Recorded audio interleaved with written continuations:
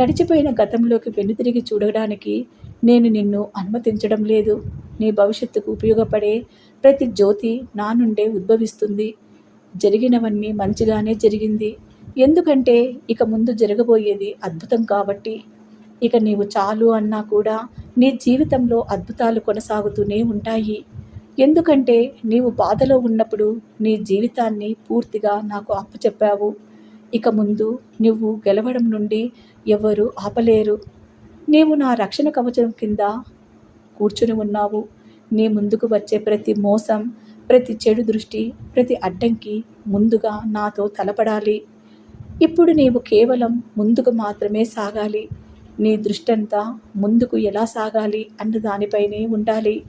ఎందుకంటే నీ విజయ మార్గాన్ని నేనే స్వయంగా నిర్ణయిస్తున్నాను.